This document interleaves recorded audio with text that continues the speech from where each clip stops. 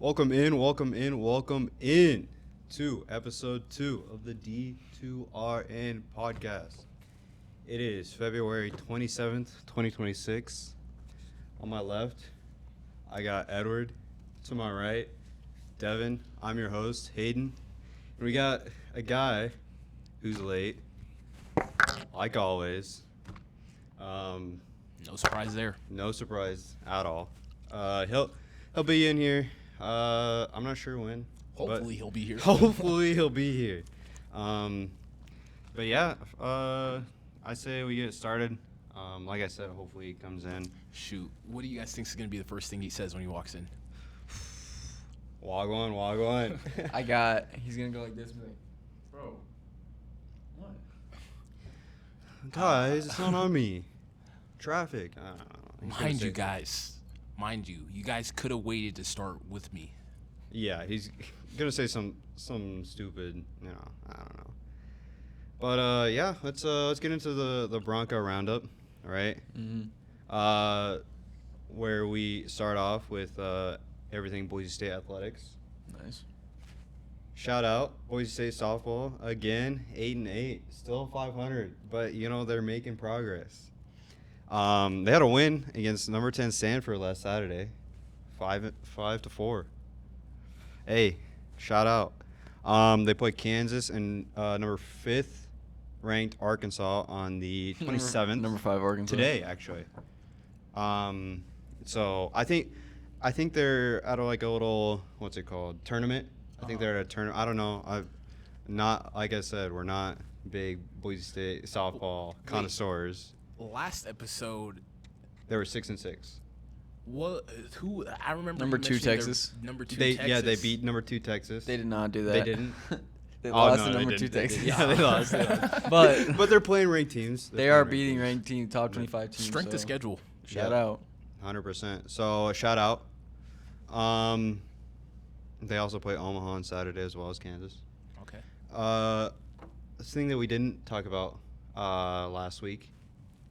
BSU women's basketball. They're hooping. They might be better than our men's team. I'm not gonna lie. Not my. They probably are. Let's be honest.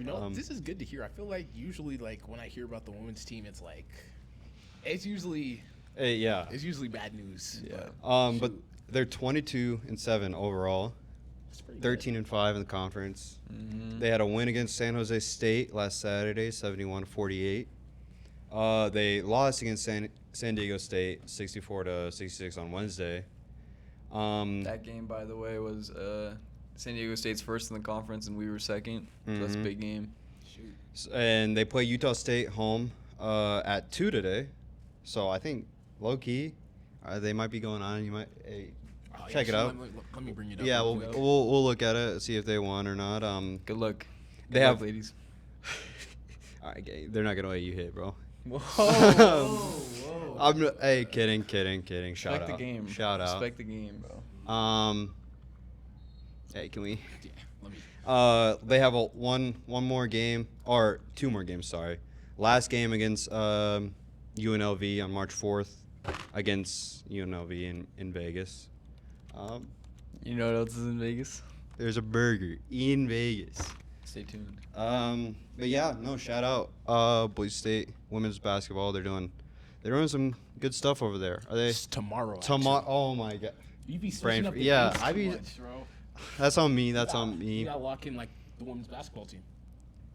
I see what you did there. I see what you did there. But yeah, no, they play tomorrow, too. Going into Boise State men's basketball though. Boise or Boise? All right, gang. Bro, are you even from here? All right. Hey. They don't need to know. 17-11 overall, 9-8 in the conference. Not the greatest, of course. They won. They're on a little win streak though. Won against San Jose State last Saturday, and then they won against Wyoming on Tuesday. Mm-hmm. They play. What do they do? They play at Fresno State this Saturday. Last home game against San Diego State next Tuesday, Mm-hmm. and then last game against Colorado State next Saturday.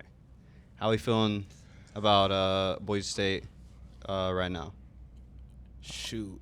I mean, I think they're at the part of the schedule where it's like these are teams they should beat. Yeah. So I think if you can like secure these wins and steal one from San Diego State, Yeah. that's gonna be great going in the Mountain West tournament because they need to win that to make it to March. I think honestly, yeah, that San Diego State game is going to be like huge for them. Like we talked about last week, not really a cupcake schedule, but like it is kind of a cupcake schedule. It is a good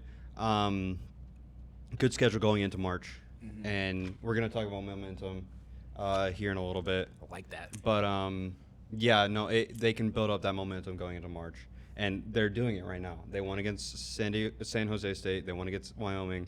They can win against Fresno State this Saturday. But again, it's Boise State. Anything could really happen.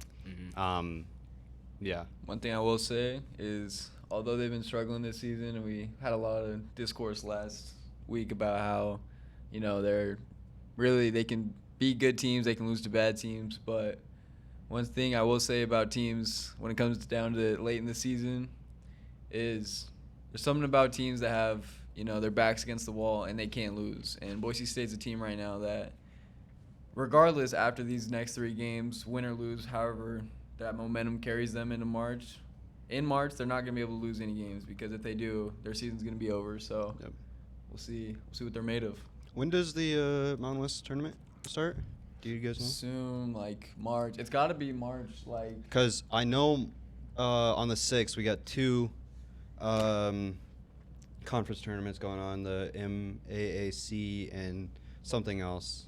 Those like lower ones. The niche. Yeah, the niche. The ones little that niche people ones. Yeah. The teams that go dance like it's always St. like Peter's the and St. like Peter's all, upset yeah, teams. those ones. So they're starting their tournaments here on the 6th, I believe. It's probably follows pretty soon. Yeah, a couple so days after that. So far, looking at the Mountain West conference standings, we got Utah State, San Diego State, New Mexico, Nevada, GCU, Colorado State, then Boise State, So Colorado UNLV. State's big one. We got to jump them. Yep, UNLV, Wyoming, Fresno State, San Jose State, and then Air Force. Oh my gosh, Air Force. Yeah, what is that? 0-17. Hey, shout out all the people who are serving, but Air Force, come on now. What are we doing? They don't have 3 wins on the season. That's crazy. Dang. But yeah, I think the biggest one in the conference right now is Utah State. And of course San Diego State as well. But I honestly think Boise State has that talent and has that coaching level to beat these teams. It's just a matter of can they get it down, right? I think it's possible. I think, too, regardless of how things shape up, honestly, with how, I don't want to say weak, but it has been a little worse than it has been in past years. The Mountain West usually is like a 2 to 3 bid March conference, you know, where you usually get 2 or 3 teams in the tournament, maybe 4 if we're lucky. This year, I'm not going to lie, it's looking like maximum 2 teams are getting in. And honestly, I could even see a scenario where only 1 gets in, like whoever wins the championship. So, Yeah, I honestly think this year is pretty good for the Mountain West. We saw a couple of years back, San Diego State won it all, of course, or no, didn't win it all. Championship. Yeah, they win. they They went win. deep. You know. But I'm really a big enjoyer of Utah State right now. I do like them being an upset team in March, and I do like them. If they're a lower seed team, I'm definitely thinking about picking them for March because I think they have a chance of going a deep run. I'm not gonna lie. I think Utah State has a chance of going deep in the tournament. They had a good fan base this year. I think also something we got to highlight is how this is the end of the Mountain West as we see it right now. Yep. And look who walked in. Our 4th, a Cole. Bro, what do you got to say? The real game started. Can you apologize to the people? Yeah. I'm ready to work, guys. You know, so let's get started. All right. the double champ does it. All right, yeah. But yeah, going back to a Cole just to get you caught up. We're talking about the Mountain West right now, and Boise State's impact and all this stuff. But yeah, I think Utah State has a chance of going deep, honestly, as a lower seed in the tournament. I think it just depends on who they play, honestly. I do kind of like San Diego State as well. I think Boise State, like I said, Boise State's one of those teams where anything could really happen with them, right? They could lose against Air Force, but they could also win against Utah State, right? I don't know about Air Force. We lost to Air Utah. Force is pretty bad. We lost to Hawaii Pacific or whatever that team was. Dude, they're Like, good though. Wait, shout out, bro. for Air Force. Wait, so for the Mountain West tournament, does everyone get in, or is it just like? I think yeah. Yeah, there's Dang. seedings. Like top 4 teams get buys, and then everybody else has to play to get in. So you guys are telling me that Air Force There's a It chance. has a chance. They It can- has a they can chance. win. Yeah. It's Can kind of win like out. I always think that this is the best example I can think of every time is NC State. Dude, they went on the biggest heater of all time I think I've ever seen in March. Dude, they were like a 6 or 8 seed in the ACC tournament, and they won. Like every game was a winner go home game for them, and they won all the way up to the Final Four. Dang. It's crazy. Yeah. But yeah, no. Mountain West is looking good this year, right? It's been better. I think it's I been think- better. I think in the past years we've gotten more teams in due to the strength of our conference. I think this year we've fallen off a little bit. Yeah, GCU was a new one. And I think GCU's actually been a part of that. I'm not going to lie. They came in and they've been beating some of the top teams, but they also have lost some games, so they kind of they're Yeah. creating some chaos in our conference. But yeah, switching it up, going to just general college basketball stuff. We had 2 pretty good matchups that we discussed last week. First one we'll get into was number 3 Duke won against number 1 Michigan, 68-63. Duke Cam Boozer, who I said had to have a big performance, he kind of did in terms of like everyday players. Like he had a bigger performance in terms of college basketball. 18 points, 10 rebounds, 7 assists in 34 minutes. Near triple double. Near triple-double. Michigan, I had trouble. Yaxel Lindenborg. Yeah, Yaxel Yaxel. In 39 minutes, he had 21 points, 7 rebounds, and 3 assists. When I was looking at the stats, he didn't look really efficient, personally. I watched the game. I'll say, I think, stats, obviously numbers don't lie, but they don't tell the full story either. Yeah. I feel like he played pretty well watching that game. Hit some big shots, and He had quite the start to the game. He was on fire. I think he hit like 3 threes in the first half. Yeah. He went a little quiet in the second half. Yeah. That's why I feel like his stats aren't showing how well he actually played. But like, I'll even say with like Cam Boozer put up some impressive stats, but it was a little slow. It was here Yeah. and there, but Yeah. it matters. And the stats, For sure. like you said, is going to show that. Yeah. In the standings, they jumped up. Duke, number 1. Michigan Swapped. fell to the number 3. Yep. Big game for Duke, I think. Huge game. Like I said last week, I don't believe Duke can make a bigger run. I do like Cam Boozer, but I just don't see this team. It's not like Duke of the past with Zion and RJ Barrett. I I don't think so.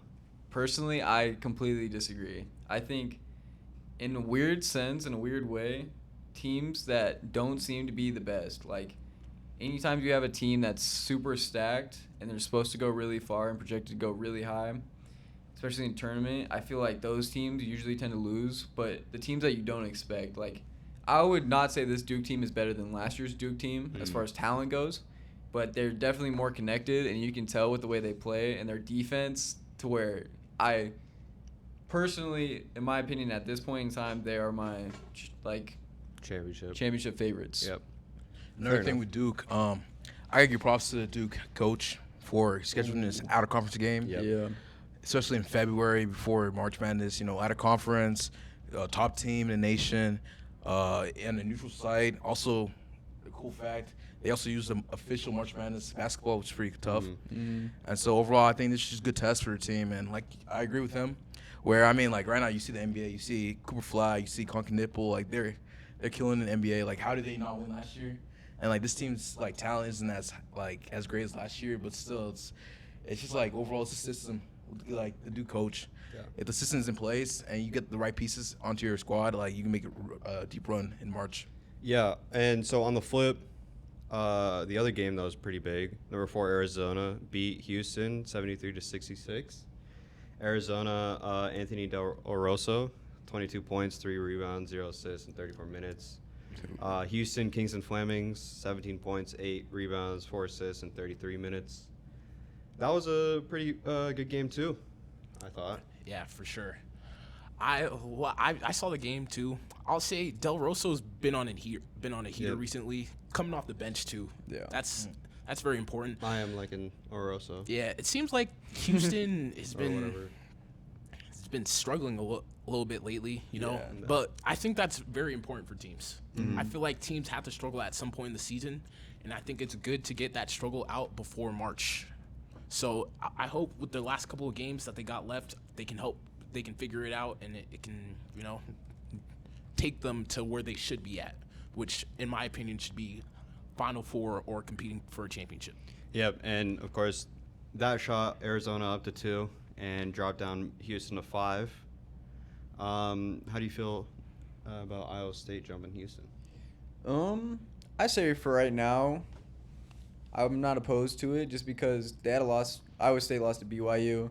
I think because Houston has lost a continuous amount of games, like I think they've lost 3 in a row now, 2 or 3 in a row. So that definitely factors in there. And honestly, it shows kind of like a testament to Houston that they've only been dropped 2-5 for losing 3 straight games. That means the committee thinks very highly of them. And I agree. I think Houston, you know, they've had a rough schedule. Like, they're playing top 10 teams every other night. So it's going to be hard. I think they're built for March. Their team, they're a very tough team. They're always going to be a good team in March. And this team might have the talent to do it. I don't know. I think they have a lot of young talent. Yep. Yeah, I thought Kingston Fleming's really did good in that game as well. He's a baller. Like you said, in Del Rosso, I do like guys who can just come off the bench and, you know, lead their team to victory. I don't know if you guys saw, like, towards the end of the game when he rolled his ankle. He, like, rolled his ankle so bad. It was so disgusting. Yeah. But, I don't know. He, like, got back in like nothing happened. That was so weird. I think in college, I don't know what it is. I feel like they're, like, people roll their ankles, like, it's really just ankle injuries that I see a lot of, mainly. But they recover so much faster now. I feel like they're so much better at, like, helping with ankle injuries and getting back in the game, whether it's, like, initially, but even, like, college players specifically, I see what they roll their ankle really bad one game, and 2 days later they're back out playing on it like full speed again. Like, it's crazy. Dude, I think it's the Arizona Frats. The Arizona Frats are juicing them out. Gay. Cool. Your thoughts on the game? Me personally, I can't really comment on the game. I didn't watch it, but I did watch the Duke Michigan game, so that's why I commented on that. Yeah, but fair enough. Yeah. Yeah. So some other notable upsets. We had Cincy beating number 8 Kansas, 84. At home, 268. too. Yep. Anything? Okay, so I didn't watch that game, but I watched Cincinnati play. I believe it was Texas Tech, and you know Texas Tech is a pretty good team. Even though JT Toppin's out, you know they got guys. Yeah. They are still that team. But Cincinnati, if they make it to the tournament, they can do some upset. They got a good big. Got a good team. Mustafa, don't know how to say his last name. Dion, Yeah, Dion, bro. He can score. He's like, it's so ugly. Yeah. I hate you. He still it's looks like really raw. He still looks really raw when he plays. That's not true, but it's yeah. But he can hoop. He can hoop. Yeah, and so other notable upsets: BYU beat number 6 Iowa State 79-69. Great game. I think just in general, a common, I feel like, misconception for players. I think they get taught from an early age that, like, you have to let the game come to you. And although I think there's, like, some truth to that, I feel like a good testament of, like, seeing an example of, like, a player letting the game come to him versus him just going out and taking it is AJ DeMansa. Start of the season, you know, he first half be really quiet in games, and then second half he'd turn up, and it'd either be too late or, you know, his first couple shots would be misses because usually, you know, you get a feel for the game at the start of the game. Now that Richie Saunders is out, he has to bring more scoring output for BYU, and so he's starting off games in aggression mode. Like, he's going, and it's showing. Like, he's easy 30 points per game. He's playing hard. Frame on. Okay. He is. All right, gang. But yeah, and then last one we'll touch on is UCLA beat number 10 Illinois. That was in a good OT, game. Great game. 95-94. That was a good game, That bro. was The a really good layup, game. the game-winning layup Yeah. was so Other stupid, than bro. that, Bro. They let bro drive all the way to the basket, bro. I was like, Three bro, different what are we people doing? picked him up, and nobody. What are we nobody doing? Stopped him. Bro, Donovan Dent, bro. So, a player we've seen in person. which In is person, crazy. yeah. Which is New crazy. Mexico legend. Shoot. Also, another upset. It's also involved BYU, but they lost. They lost to UCF the other day too, and they got. I mean, they came back, but they were getting beat bad. Yeah, no, that is true. And I think it goes back to what you said last week. You know, when you check the game at halftime, it was like 67-30. Yeah. And you see the end of the game, and BYU's only down 13. Yeah. That's something that's very important in March, that you can go down in games, but if you're able to fight back and bring yourself back, that's going to be real important, because Yeah. the momentum like we like Momentum. to talk about, is going to carry you to win games. Yep. And in the middle of a game, when you have the momentum going towards the end, in March especially, with crowds and pressure and everything that builds up, you see the craziest. That's when you see the craziest plays like that. Virginia versus yeah. But yeah, no, that's kind of it on upsets. Like, so who do you guys like so far out of these top 25? Who do you guys have as early contenders in your eyes? For me personally, I'm liking Houston. My team, Gonzaga, of course. I gotta support. Guys, number 9. Yeah, number 9, Gonzaga. That's what's up.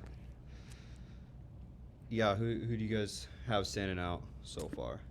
Honestly, for me, I'm thinking, you know, those top 3 teams, it's hard to, you know, put anything against them because they've just been really dominant all season. Arizona, although they did lose those 2 games, I honestly feel like they haven't been playing healthy for the past, like, month and a half of basketball. So if they do get healthy, they're going to be scary. But some other teams, I like you said, I really like Houston. I like Arkansas as well. And a team that I'm interested to see play, honestly, is scroll up a little bit. Where are they at? Oh, they're at 6 right now. Is UConn, because they're a team that I hated at the start of the year. I didn't think they were that good. They lost some weird games, but if you look at the teams they beat, like, they probably had the toughest schedule out of any team this season so far, and they put on. I mean, to have a 25-3 record right now, just absolutely manhandled St. John's earlier this week. I think they have a winning pedigree, have a winning coach, and they could also be a scary team in March. Yeah. For sure. Yeah. I got it. All right. Like we said, you know, the top teams are going to be the top teams. I like what you said about UConn. I think Florida was also a team struggling at the start of the season. The guard play starting to click, and that's what we like to see. So I think they can make a run. BYU, like we mentioned, you know, although I don't think they're contenders, I think they can make a run just off of what we're talking about, the momentum aspect of it. Texas Tech, I know JT Toppin's done and all, but they're tough. I really like their point guard. I'm blanking on his name right now. It's Christian Anderson. You know, I remember seeing him last year when Texas Tech was made a pretty far run. I think it was Elite 8. Yeah, they made it to Elite 8. You know, he was young then. He was a freshman back then. He was like a little timid, a little scared. But now you can see as like JT Toppin's out, especially in that last game against Cincinnati, he really came out of his element. And if he can do that in March, which I think your guards are so important in March, and if they are able to score against tough defenses, it makes everything so much easier. So I like Texas Tech. I agree with that. My thing is, you know, with March Madness, you know, usually I'm more of a like dark horse type of favorite team, but like I feel like in the state of NIL, in the state of this era of basketball, I feel like it's leaning more towards like the favorites, like the teams that dominated the regular season. So I just look at Duke, Look at Michigan, look at Arizona, look at those top teams. Like those are the teams that I see in March that if they continue what they do during the season, like they will put all together. But overall, I mean, a team like Kansas, like even then, like Darren Peterson, like pound for pound might be like the best player in college basketball besides AJ DeBansta. But also you look at a team like Vandy. Vandy had a little run there. They were pretty good. But let me throw one out there, not in the top 25, Let's hear it. Put us on. Hey, watch out for the Kentucky Wildcats. Okay. All right, watch out for them. All right, once they get healthy, bro, just get ready. All right. Mark Pope. All right. Mark Pope in them. So, bro, are you putting on the Drake? I basically am, bro. The warm-ups. The warm-ups, bro.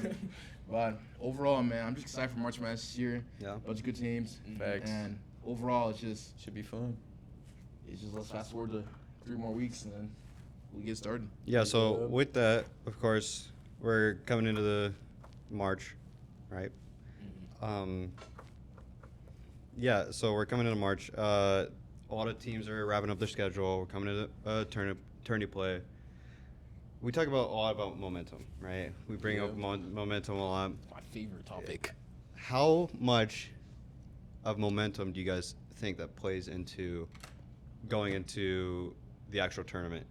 And because star players can get you, so far, but how big do you guys think that momentum plays a factor into the actual tournament play?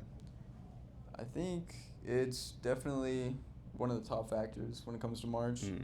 I think momentum going into it is one thing, but honestly, I really think, I want to look at it from a more finite perspective. So, when you go into a game, not only is it, obviously it's important, if you win your conference tournament, that's great momentum going in, but in your actual tournament game that you play in March Madness, the momentum of the game is super key because you'll see teams that should be easy favorites absolutely melt down. And especially under the pressure and the momentum that the other team has, they just suffocate. So, Yep. I think we for sure saw it with that St. Peter's run. With that momentum, you're looking at this team. They didn't even have enough funding to get themselves to bring bands and all that stuff. But you can see how the momentum of once you do it once, it's it gets easy. I think that's something as an athlete that a lot of them start to see, and as teams see that it's oh, we can beat this team, then why not beat every other team? Because I feel making it to March is the hardest part. yeah. I feel once you get to March, all you got to do is play, and if you play, take the stress out, just treat it just we want to win everything. I think you win. You win it all. Yeah, so one thing I was going to bring up was bracketology. And so say right now they have Texas Tech and versus North Dakota State, or let's do Vanderbilt and Belmont. Let's say Vanderbilt wins the SEC, goes in, this is a 5-12 matchup. There's a lot of 12 people take a lot of 12 over the 5, right? Probably the most big. Exactly. So Vanderbilt, let's say they win the SEC, or no, they don't win the SEC. Sorry, Vanderbilt go out second round SEC, but they still are number 5 in their region. Belmont wins their, let's say they're on a 9-game winning streak. They won their tournament, won their conference.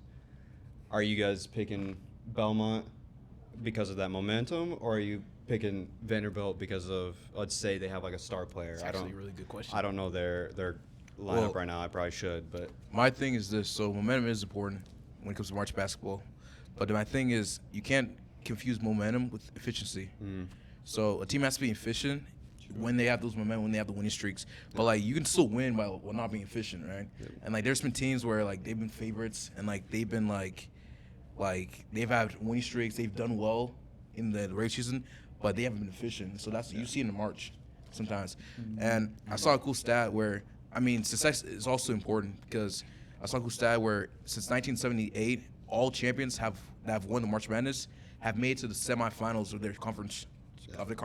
So it's important to have success, it's important to have momentum, but at the same time you have to be efficient in your scoring, efficient in your defense, just efficient overall in your play. Yeah. So yeah. And so that kind of brings me to it, unless you had something. I was just gonna say, I think to answer that question a little bit, I think the teams that are really good in those small conferences, like the Miami Ohio's this season, Yep. I actually would rather pick a team that's like worse off in that conference, not like by a lot, but like a little worse off. That like the teams who aren't supposed to win their conference tournaments that do, I think those are the more scary teams because teams like that, it seems like they're playing on like stolen money. Like it seems like they're just playing on stolen money and they got nothing to lose. Yeah, fair enough.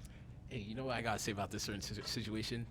If I saw Vanderbilt and Belmont on my 5-12, bro, I'm not gonna lie, bro. I'm not picking Belmont. I'm fair. just not That's doing fair. it. I'm not doing it. I'm picking. They were just teams there that I threw up. Like, Yeah, no. I like the way you put that into perspective for me. Because I was like, because momentum does play a huge factor in March, and that just throwing out there. But that kind of brings me into my next question.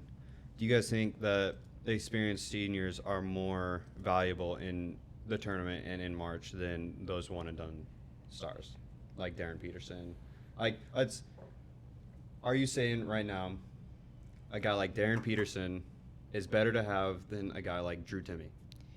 4 year, 5 year, I don't know, 6 year, however. 7 year. Yeah, really, Drew Timme, right? Who are you picking? In a weird sense, this might be completely biased, I'm not gonna lie, but any other year, I'd say the experience. I'd take the experience for the most part. This specific year, I don't know what's in the water, bro. These freshmen aren't freshmen. Like they don't play like freshmen at all. They play very experienced. They play very experienced. They're very mature, and I think I would rather take a Darren Peterson over like somebody else. Yeah, fair enough. I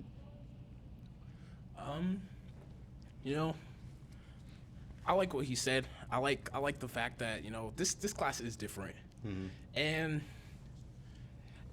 this is actually a pretty hard question for me because I feel like you need a good balance of both. Yep. To win.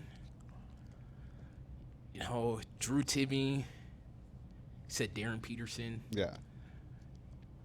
Who do I got? Dang, I think. Give me the It's freshman. a tough question, yeah. It's I'm a not tough gonna lie. question. Give me the freshman. Yeah. And I'll even say not even specifically for this year. I think it depends on the school. Mm-hmm. I feel like at And the the bigger coaching and at all the that bigger schools, we see more of the freshmen take over, do their big Yep. parts, do that stuff. But when you go to these lower teams, the teams that aren't expected to win, you see the guys that have been with the coach, that relationship bond where it's like we're winning for our coach. The Jack, whatever. And everyone- Jack Golke. Yeah, Jack Golke, like stuff like that. You see that experience take over. Like they're not afraid because it's like, what else do they have to lose? True. And so that kind of brings me to my next question. Okay. Does coaching matter more than talent in the tourney? Now, let me frame this. Yeah, coaching matters, right? Coaching always matters. But in the tourney, you're getting like those one and done, like Jalen Suggs in versus UCLA in Gonzaga, where he hit that big game winner. He was a talented point guard, shifty point guard. Does coaching matter more than talent? Because they both matter. Let's be honest, they both matter. Coaching, of course, matters a ton in every sport. But in college, tournament play, does talent matter more than coaching? I'm gonna say yes. Okay.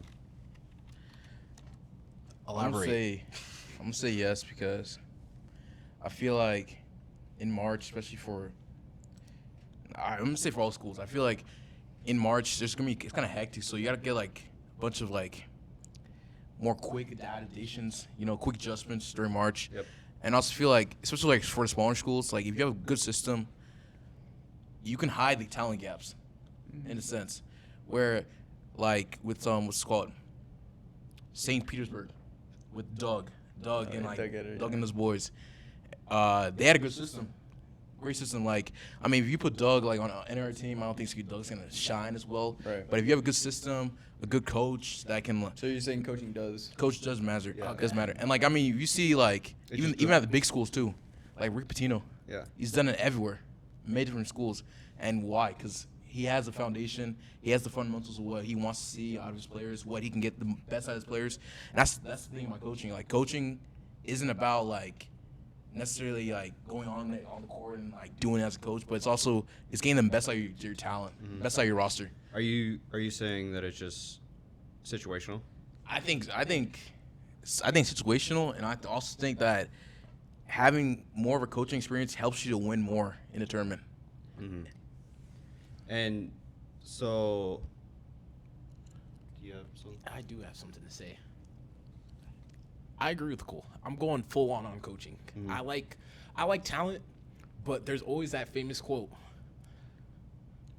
"Hard work beats talent when talent fails to work hard." I feel like if you're a talented player and your coach isn't good and doesn't hold you to a high standard, sometimes in a pressure like March, the talent just isn't enough to win games. Yeah. And I think just looking, I pulled up the history of the champions just to look at the coaches. A lot of repeats. It's a lot of repeats. It's a lot of well-known coaches, coaches that have proven Coach K. themselves. Coach K. We got Jay Wright, Bill Self with Kansas.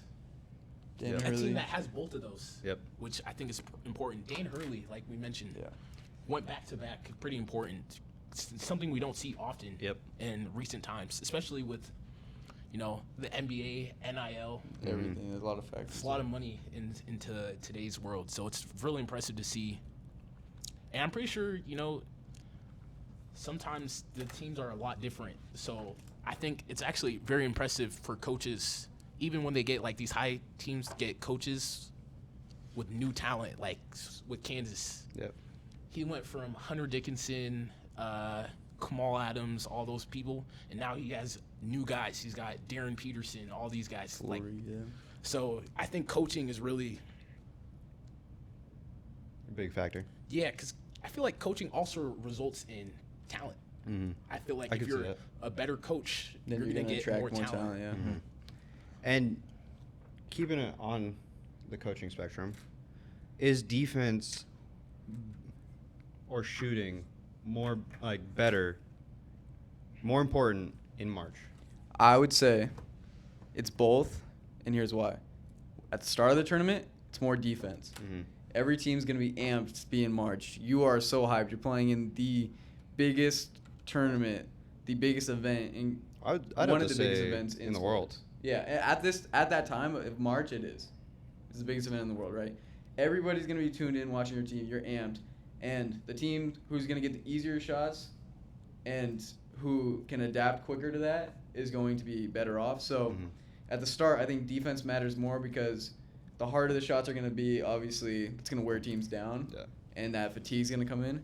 But towards the end, and here's one thing I have against my own team, which is Michigan State, and sometimes Houston, is they have great tournament success. They can get, Sweet 16 appearances, Elite 8 appearances, and it seems like they do it every other year, right? But their problem is that at the start, the defense matters more. That's why they don't get upset very much. But at the end of March Madness, shooting matters more. Because at the end of the day, in those games, everybody games are higher knows leverage. Everybody knows it's going to be a close game, and it comes down to who can make a shot at the end of the game. Yep. I can agree on that. Good breakdown right there. What do you guys say, Cole? I'm saying shooting. Okay. Let that be fly, you know what I'm saying? That's my goal. As a shooter myself, All right, yeah. Who is this guy? I shoot myself, I feel like more. I agree with Devin in a sense, but also I feel like it depends on the school. True. School. I feel like I'm more of a Cinderella team type of dude. You Yeah. know, I don't really like the big favorites. Yeah. It's like I I can low agree key with like that. if I see like Cinderella team, I'm more on their side. But like every like Cinderella team I've seen, like they all shoot. They got like it, yeah. when they shoot, bro, let like it they fly, can. yeah. They can make a run. I Like I think- look like Loyal Chicago back in the day. Yeah. I looked at who beat Oakland. Oakland, Kentucky. St. Peter. who beat Ohio State 2019 with the black guy. Max Ohio Davis. State. Max Ambers, yes. Oh, or Roberts. Or Roberts, yeah. Or Dude, oh my Roberts, goodness. or But yeah, Roberts. like, No, dude, yeah. when you can shoot and let it fly, bro, it's like, it's just like overall. Not only that, it also leads into what momentum. Yep. And once you have the Yep. momentum on your side, it's like you turn up, like Devin said, and so it's like you can't stop it. It's hard to miss shots. Hey. Man, I'm right with the Cole, bro. It's shooting. It's shooting. We Yeah. shooting out the gym. I feel like, bro, defense is cool, but if I can outshoot you, I'll be here. Yeah. But I will say though, being more technical, I feel like especially when you play against a good defense, you're not getting much paint touches. Yeah. So if you're able You have to, to shoot. if you're able to let it fly, because Duke, I saw them play against Notre Dame. That was so bad. Yeah. Their guards is just struggling to get even across like the midcourt, like let alone their bigs about to play football. Yeah. That's how crazy it is. He's gonna go try to be in the NFL, and he's Bringing the the one bringing ball, up yeah. the basketball. But man, if you got a shooter, let that person shoot. I think that plays into those lower tier teams like the St. Peter's, Oakland, because in that scenario you're playing a number 1 seed and number 2 seed. The coach is kind of thinking like, I'm just gonna let it fly. Like You have and, to, yeah. And we've seen it time and time again. The coaches who are the lower seeds who just let it fly, they make deeper runs. And of course, yeah, it just plays. I think shooting plays more into a factor for those smaller teams in the conference. And to that point, I think like what each of you said, good offense will always be good defense every single time. Yeah, I agree. On the flip, let's talk a little NBA basketball. There's some stuff going on, not too big. We're deep in the season right now. We're just playing ball right now. Just more focus on college right now, but NBA is still going on. Right around the corner We're is getting the championship and the tournament there as well. Playoffs. Playoffs, yeah. My fault.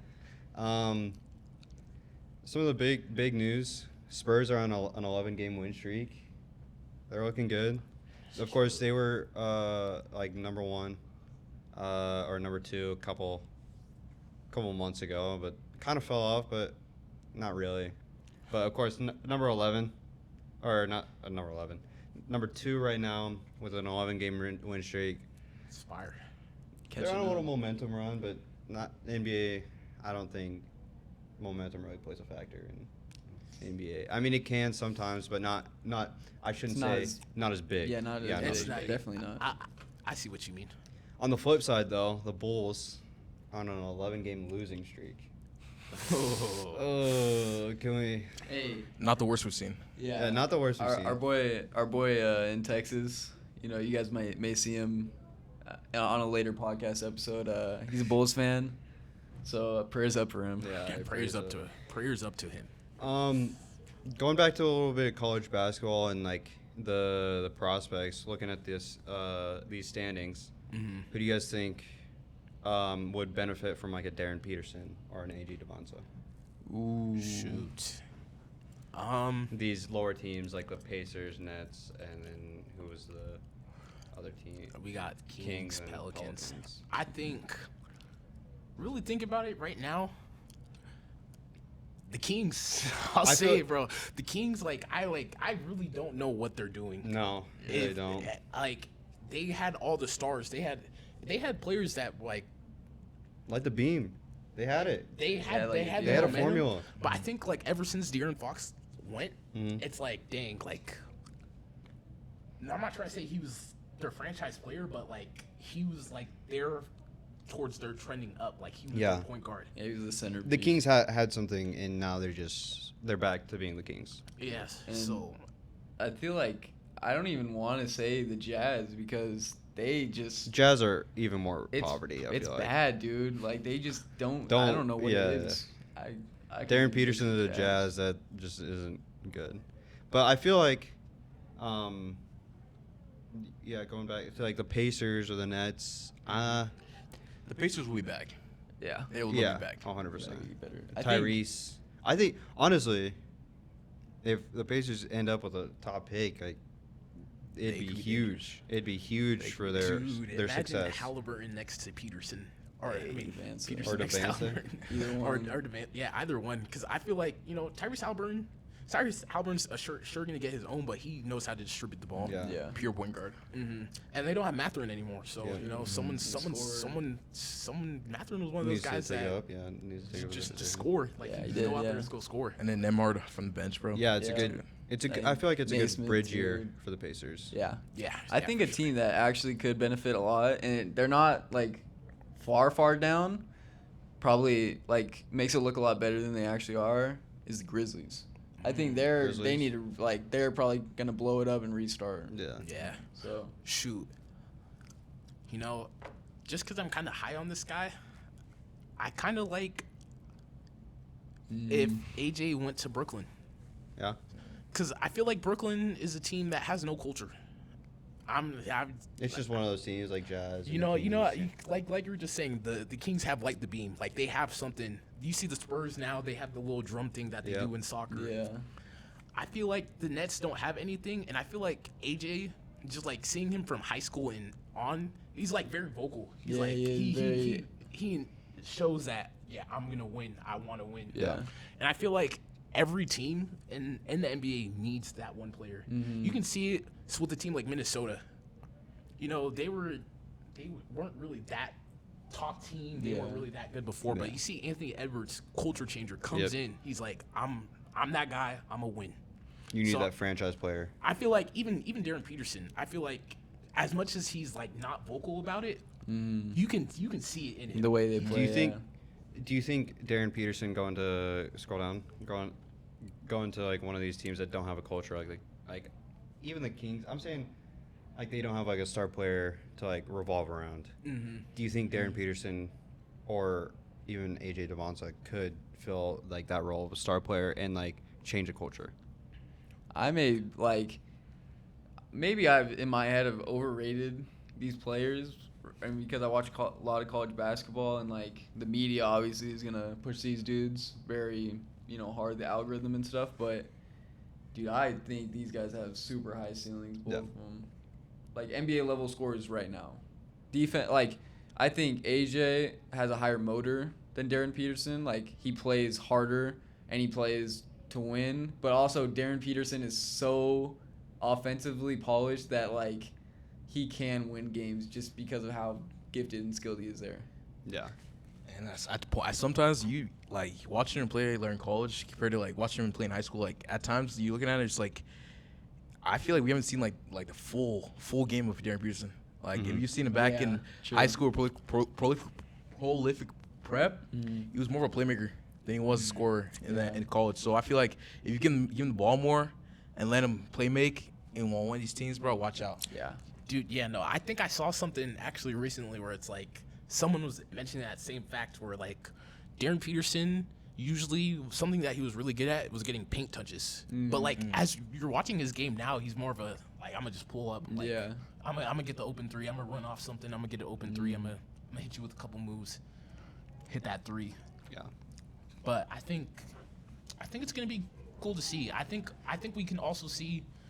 What would be kind of crazy is if the Mavericks got another top pick because Cooper Flag. It's yeah. it's actually so crazy. We're like, oh yeah, the freshmen are so good, but we also forgot that Cooper Flag reclassed up. So Yeah, he would have been realistically- in this class. Realistically, he'd be in this class, and not trying to be biased or anything, but I think he'd still go number one. Yeah, I agree. He'd go on, yeah. He is game changer, legitimately. Yeah. He affects like every aspect of the game of basketball. Yeah. And so with that, on the flip, talking about all these college like prospects and everything It's a like lot that. of flipping. Just a bit. Big flipper, All right. gymnast. Just a little bit. The NFL draft combine is going on right now. Oh shoot. Let's see. I'm seeing some of these guys, like. Let's talk about some of these guys real quick. Personally, I'm pretty high on Arvell Reese right now. So I was a big Caleb Downs guy, I was thinking that it was either Mendoza or Downs first overall pick personally. Yes. But I'm watching this combine and seeing Arvel Reese. I'm thinking he might be the best player in this draft, personally. Okay. Fernando Mendoza, he's good, right? I'll give it to him. He's good, but I don't think he's that franchise quarterback that the Raiders need. I'm not sure who's in this free agency class. I need to look at it, but I think they're more they're better at getting a free agent quarterback than getting Fernando Mendoza, personally. You know what I thought specifically about Fernando Mendoza? You know, he's such a positive guy. You know, he's really, that's really like, he's like an example person. Yeah. I don't know how to really phrase it. He Like, sets a good example. He sets a like good a role leader. model. Good Yeah, leader. good role model. Yeah. And I hate that so much. I hate it so much. I hate it so much how, like, you know, it's like it feels off. You know, Yeah. when someone's like Too So- perfect. yeah, too perfect. Yeah. it feels off. I hate him so much, but on the same like thought of me hating him so much, I feel like he can go out and do good. Yeah. I'm really excited to see what he can do because Yeah. as much as I like want to hate him, I also want to see what he can do because I think he can do something. Yeah, no hate on Fernando Mendoza at all. I personally, out of the Raiders or the Jets, I'd rather see him go to Vegas because we all know how bad the Jets can ruin a quarterback's career. Shout out Steven. I gotta disagree about the Mendoza take. The thing about Mendoza is, yeah, he may not be as flashy as some of the prospects that we've seen that come in the NFL. But what the thing about Mendoza is that he's a smart QB. He knows the offense. You know, he'll make the right reads. You know, everything about it. But the thing about last year with the Raiders is they had the talent. It's just that QB play wasn't there. Yeah. And when you have guys as Genty, you have guys like Bowers, and you have guys on the defense like Crosby. You got guys, Jamal Adams, pretty good at linebacker position. Devin White. I mean, if you just plug him in there and, you know, like, look at a guy, Jared Goff, you know, everybody's kind of similar. Like, that's his, like, draft comp to me. I like that You know, one. and I feel like with Jared Goff, he revitalized his career at the Lions because he plugged into the offense. He was able to master the offense, master playbook, you know, meet the right reads. And Mendoza's really good at play action. And if you get Genty going with the right offensive line, that play action combo is going to be crazy. Yeah. And especially with a weaker AFC West this year with Mahomes injured. And the Chargers, I don't really know what they're going to do.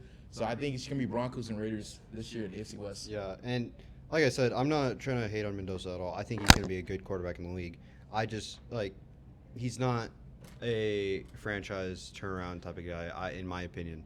I think in the system, if Vegas gets a new head coach and if they have the right system, they have a lot of pieces around the quarterback that can make the quarterback thrive, and I think Mendoza could be that.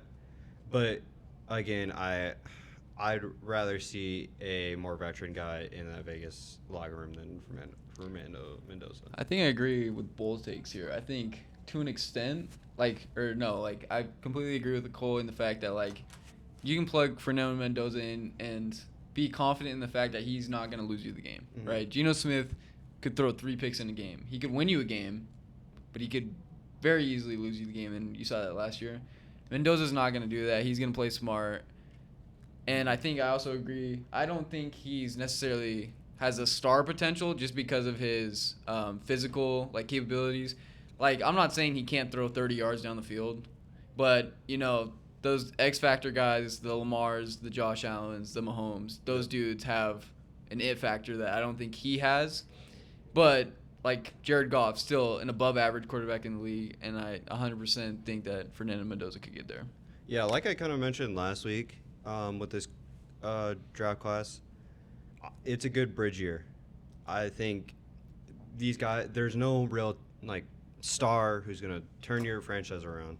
But there's a lot of guys who will be great role players, and they'll play the position well. Like my guy, Kenyon Sadiq, I'm really high on Kenyon Sadiq. I think he's going to be a good tight end in the league. I think. And he's from Idaho. Yeah, and I really like Kenyon Sadiq and all that. Another guy I'm really high on, of course, you guys know, Drew Aller. I'm really, really high on Drew Aller about how he could be a potential star in the league. But like I said, there's no real star out here, I think, but they're good role player positions that need to be filled, and these guys can do it for your team. I'm sorry I have to be that guy, but I have to disagree again. I think what this year didn't have coming into the college football season this year was supposed to be like the quarterback class. We had Arch Manning, we had Gary Nussmeier, we had Sam Levitt, we had DJ Lagway. Like these were like guys that were expected to be in the draft, but like they didn't pan out that well this year. So the QB class in this draft isn't promising. Yeah. It's just Minoza and possibly Ty Simpson. But everywhere else, I feel like this is one of the best drafts. Like next year's drafts is gonna be generational. 2027 is gonna be generational. That's why. But this year's draft is right up there. This is like an A minus draft. Like I'm telling you, not even A plus. I'm screwed. I don't think you have Arvell Reese, you got Sonny Styles, you got Jeremiah Love, you got David Bailey. I don't think you heard me though. Caden Proctor, you got like these are guys where. Bro, no Carson Beck in here. All right, bro. gang. When All are you right, Carson gang. Beck, All bro? right, gang. You didn't hear me though. I said this isn't. They don't have like star players, but this is a good overall class where you can fill a role. These player. are stars though. I don't What see do you any mean by stars. star though? I'm talking like a guy who's coming in right now and he's gonna turn your franchise around. Oh yeah, Arvell Reese. No. Arvell Reese is not turning your franchise around. No. The A Jets linebacker cannot The turn Jets traded Jermaine Johnson linebacker to the can't Titans. So they could have a defensive end spot for Arvell Reese. That's how good he is. a linebacker cannot turn your franchise Yes, he around. can. No, it can't. He's getting Von Look at Miller. Ray Lewis. No. Ray Lewis. All right. Von Miller. Von He also Miller, yeah. Mike Parsons. Mike Parsons came in as linebacker. Yeah, but he didn't. You're talking as if he turned the Cowboys around. He did not. He did. No, he didn't. There Cowboys was no defense. What do you define I'm turn talk- your I'm franchise? talking- Like I'm all talking- of a sudden you're a contender because Yeah, of one player. playoffs. I'm talking Love. playoffs. That could turn. Like I'm scared right now because the Chiefs have a good draft pick and they need a running back. And if they get Jeremiah Love, Oh, it's a dynasty. It's over. Don't get me wrong. It's over. Yeah, but like I said with my take, is these guys are gonna fill your role, like their role. They're in that sense, like what I'm talking about is they're gonna play their position really well, and they're gonna be like top tier at their position. I'm saying they're not gonna move the needle. My thing about that is like it's like in NFL it's like it's kind of hard to like have one position change the thing. Change like the only thing that can actually happen is quarterback. Yeah. And if you say that this is not a good draft, quarterback like friendly like draft, I agree with that. But like Everywhere else, it's like a Jeremiah Smith on a team is not changing the franchise. You don't think the kicker can change the franchise? All right. Actually, yeah. Brandon Aubrey. Brandon Yeah, Aubrey Brandon turned Aubrey, around though. the Cowboys. dude. Yeah, but I mean like there's players that can still change like the overall like defense and offense, but like, they can't change the whole team franchise. It takes a little bit. There's one guy that I wanted to mention, quarterback. He's listed as third in here, Deigo Pavia. I'm gonna XFL. I'm Yeah, gonna bro. I want to make it known. I'm Shanghai a Sharks. Deigo Pavia hater. I didn't watch a lot of his game at Vanderbilt. I saw, he had the Heisman and all this stuff, right? But the after draft stuff or like the Off the stuff field? off the field matters a lot to me. I like to analyze a lot of quarterbacks like and how they play on and off the field. Off the field is honestly bigger than on the field for me. And how he carries himself into some of these interviews, how he's saying like he's better than Johnny Manziel, all this stuff. I am not high on Deigo Pavia, and I believe he should, if he gets drafted like 6th, 7th round. I do not like Deigo Pavia at all. Personally, I think I don't hate him. I don't think he's like an NFL talent, but he's an entertainer Yeah. for sure. plus his size, he's like entertaining. what 5'9" now. 5'9", 198. Yeah. He's a dog. He's a dog though. No, he's Stud. not a Yeah. dog. Is He's he not a- a dog. bro? He's a dog. He carried Vandy. Yeah. He carried The Vandy, thing is, like, yeah, he's a he could dog. play just like I said, I don't think he's an NFL talent, but he is he's gonna make Scroll down. money somehow. Yeah. Scroll down. I'm taking Taylor Green over Deigo Pavia. Like, are we I'll say this. even Heinz King? I'd rather take Heinz King I'll over say Deigo this, bro. Pavia. Heinz King. You know, Pavia, if you're watching this, you got something to prove. No. You got no, something to prove. He has nothing to prove. I feel like, I mean, if he can be a Pavia, better player, if you're watching this, you have something to prove. if he can be a better player off the field, then yeah, that's a good improvement. But like, I don't think he's a good quarterback at all, personally. But yeah, do you guys have any other draft prospects you guys are looking at? I think, dude, one that's gone under the radar, super niche one, bro. What is it? Texas Tech. David Bailey. No, What position? The linebacker. I think it's like Raid Shadow Legend. All right. Not sponsored. Shoot. No, it's not I Jacob do. Martinez. I do really like Malachi Lemon too, and Carnell Tate. Ooh. Of course, they're the two. Dude, Makai Lemon scares me. He's really good, but he's like scary. Yeah. Wait, did you say Malachi? Bro, Did I? I don't know if you said I Malachi. said. bro, Makai Leonard's legitimately like the perfect like modern receiver. NFL like those No, like he is. short, like quick, like slot guys. You know that Armor St. Browns, GSN. That's what I'm saying. That's why I'm that's saying perfect guy. that there's a lot of players in here that are gonna fill a role. That is his Amon-Ra St. Amon-Ra. Brown. Carnell Tate, also like Devontae Adams, like great route runner, Yeah. 6'3", Oh, agile. His comparison is 8 Chris inches. Olave. Who? Carnell Tate. Yeah. I don't know, I guess that. That's not bad. But yeah, no. Jordan Tyson. Oh, dude, yeah, that's. I see a lot of OBJ. Yeah. He's That is- OBJ OBJ quick. that is actually. Jordan I Tyson. see a lot of Terry McLaurin. Bro, like, Wait, I mean, I- like But yeah, no, I really like Arvell Reese right now, and they're projecting him to go to the Jets, right? mhm. I just hate the Jets. Nah, I'm not gonna not- lie. I'm a generational Jets hater. I can't lie. Not a lot of O-line, like Yeah. O-line generation talents this year. Yeah.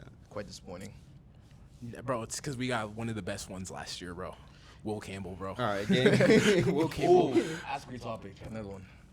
I'll go Kid to finish it. Nah, I finished. Oh, speaking of Will Campbell and his arms, Ruben Bain Jr. So Ruben Bain Jr.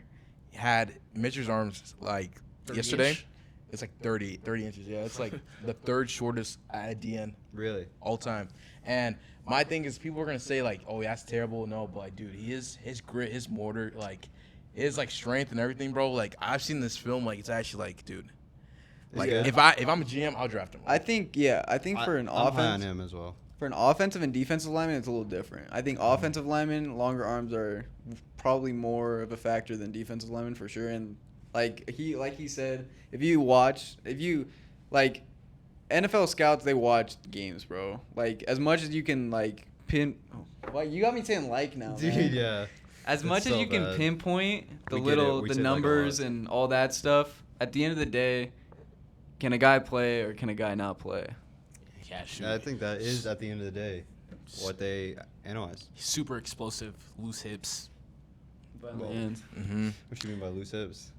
You know, I feel like, bro, that's one thing about football. You know, I'm not as much as a football guy, but bro, like football, they really be looking into everything. Yeah. Bro, it's like the Jerry Jones when he was talking to Jamie Foxx and he was like, in the locker room. oh, was it in the locker room where he's like 6 inches?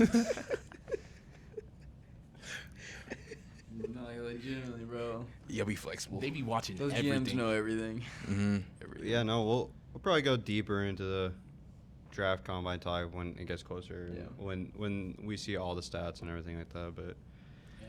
but yeah,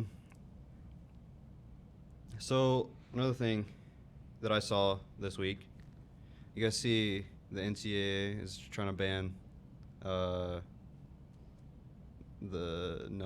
whatever they're trying to cover up Mm-hmm. the what's it Knees? called? The knees the and all that pads. stuff. Yeah.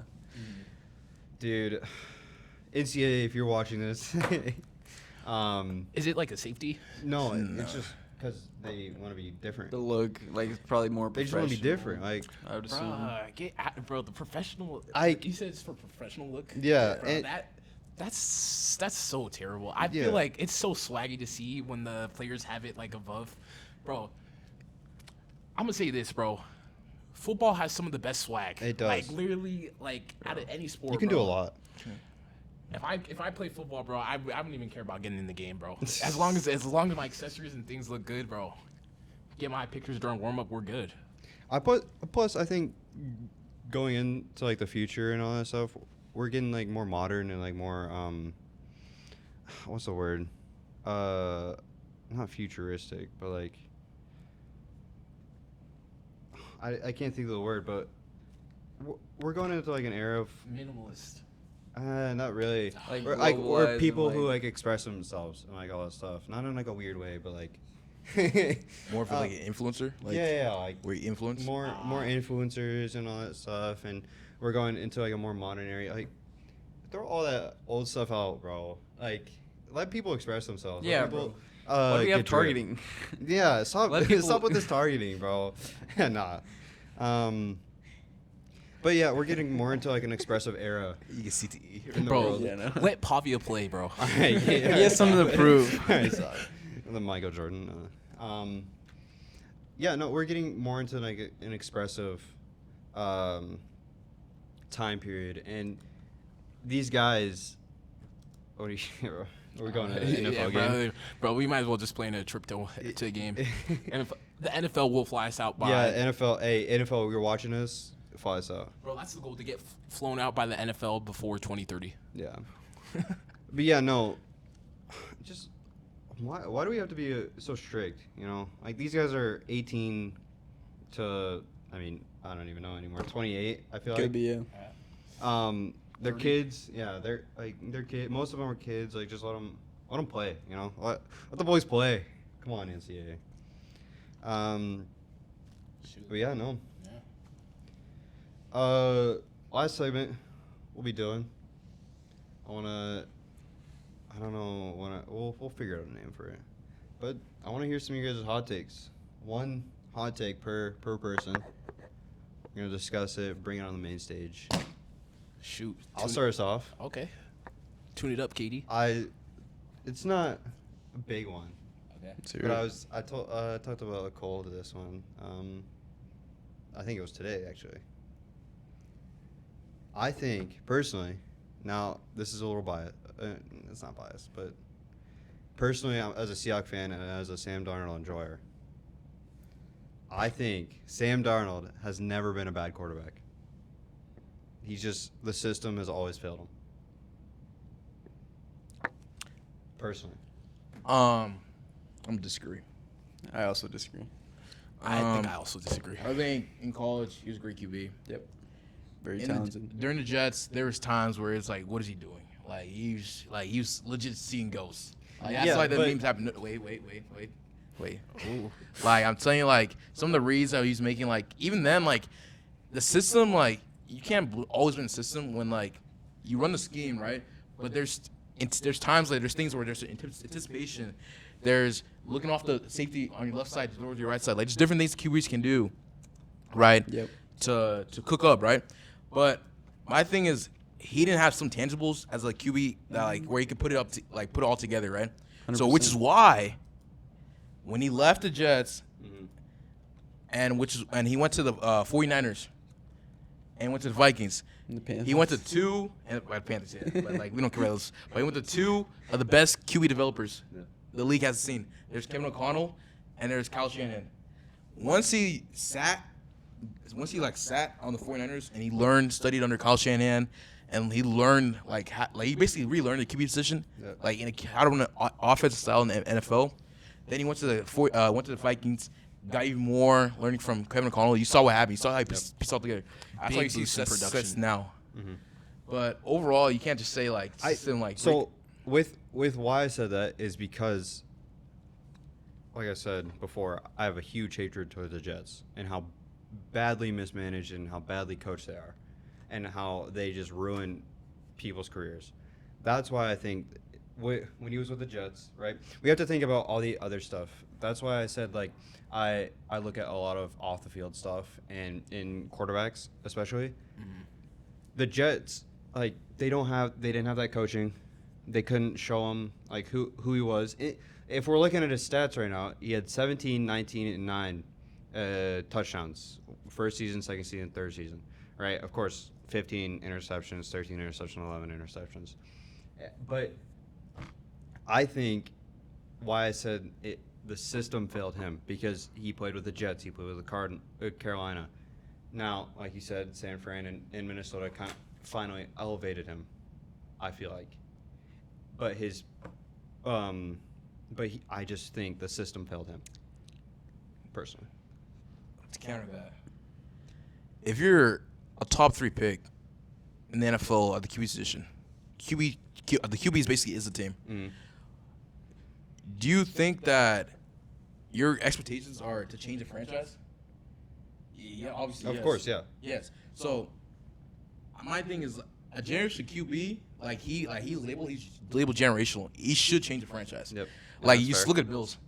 The Bills before Josh Allen weren't relevant. It was the Patriots division, but with Josh Allen, you see how it changed the franchise. Yep. And overall, it's like the QB makes the franchise. Like that's my thing. Like there's times where like I was just watching him play. It's like, is this guy even generational? Is he like the next bust? He's getting compared to what's his name? Jamarcus Russell. Yeah. Like it was bad. Like he was seeing goals. Like And that's fair. But to that point as well, we got a guy like Cam Ward. He was labeled as generational.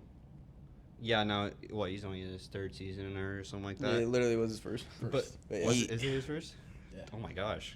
Holy. But he's not turning the Titans around. Not yet, at least. he is. And He- I he think is. No, He he's is. not. He is. No, he's not. He is. No, Have you seen no. the record? Have you seen the games they've played? Yeah, I he's feel turning like, them around. Here's the thing. No, he's not. I think when you actually watch, again, like it's kind of going back to that. You got to actually watch the games, right? Mhm. Sam Darnold, you could tell he has talent. Like in college, Mhm. great QB. Sometimes 2 things can be true. Sometimes you have to be bad to get good. Yeah. And I think Sam Darnold wasn't ready to be good, like Cole was saying, and then he got developed into the elite quarterback he is now. I don't think he's always been good in the NFL. Mm-hmm. I don't know.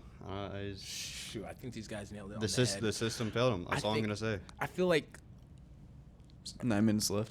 that's a little hard. It's the system thing. I see what you can mean, but it's also a little hard to also say that. But I think I like what they said. Yeah. I think that covered it. Yeah. So, running a little short on time here. I think I wanted all 4 of us to get one, but we'll go one more. Who do you guys? Ty didn't even have a take, so I it's got one. perfect. So let's go to Devon's and then. It's not Yeah. really. We can do a quick one here. It's not that much of a hot take, unless you guys think it is. My personal opinion, at the highest level of sports, we're talking NBA, MLB, the top league here in America of every sport. Adaptability matters more than your actual skill and talent. How well a player can fit into a role matters more than just how good they are. And I bring that up with situations like a Cam Reddish, Mm-hmm. where obviously a star level player, or like even like guys like Sharif Cooper, you see guys like, I think a lot of basketball ones, but like you see in everywhere, or even like a Isaiah Simmons, where it's like, it's so hard if you can't fit into a role or you don't learn how to do that, and when you're lost and coaches don't know where to put you and you don't know where you're at, like how to find your role. Yep. It's harder to stay in those leagues because everybody's good in those leagues. Yeah. Everybody has talent. So how can you fit in? I could see that. I think the first person I kind of look at is Jalen Suggs. He had that talent, and going into the Magic, he really didn't shine. I think over the course of the time, he kind of learned how to Be a defender. and play his role. And I think if he just knew what his role was from the start, he would have been better. But to disagree on you, with that, is I think determines how good you are, or it going into the league. It just what am I trying to say? What am I trying to say? It's a talent level. Mm-hmm. If you're labeled as this generational guy, yeah, you can turn that franchise around. But I think I agree with you. I'm not gonna lie, because I feel like role playing is way better than having just a standout guy that you have to change your entire franchise around, because then that takes a while. But yeah, I can agree with you on that one.